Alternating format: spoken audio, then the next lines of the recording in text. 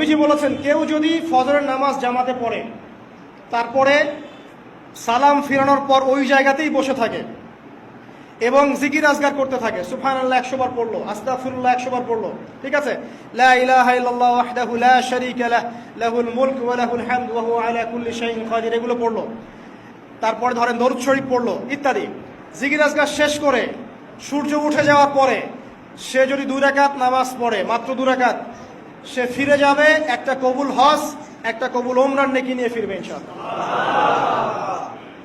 আরেকটা নামাজ আছে, যদি পসিবল হয় পড়তে পারেন, 8টা থেকে 10টার মধ্যে পড়ে ফেললে ভালো, এরপরে সূর্য উঠে যায়, সূর্য গরম হয়ে যায়। সেটা হলো আপনার এই চাশতের নামাজ, যেটাকে আমরা বলি সলাতুদ দুহা, চাশতের নামাজ। আমরা অনেকে রিজিকের সমস্যায় ভুগি না, দারিদ্রতা, রিজিকের সমস্যা, আমাদের অভাব, এই সমস্যা আছে না? চাশতের নামাজ যে ব্যক্তি নিয়মিত পড়বে তাকে 2টা ফজিলত দেওয়া হয়। কয়টা ফজিলত?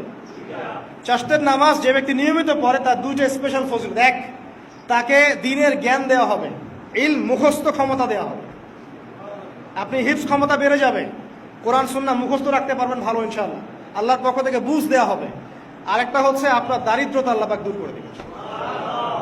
এগুলা পরীক্ষিত আমল ভাই, এগুলা গাল গল্প বলছি না, এগুলো পরীক্ষিত। আরেকটা আছে, সূরা ওয়াকিয়া রাতে তেলাওয়াত করেন, সূরা ইযা ওয়াকাআতিল ওয়াকিয়া লাইসা লিওয়াকাআতিহা কাযিবা, এই সূরাটা আপনি তেলাওয়াত করেন, দেখবেন দারিদ্রতা চলে যাবে ইনশাআল্লাহু আযজা ওয়া জাল্লা, চলে যাবে ইনশাআল্লাহ।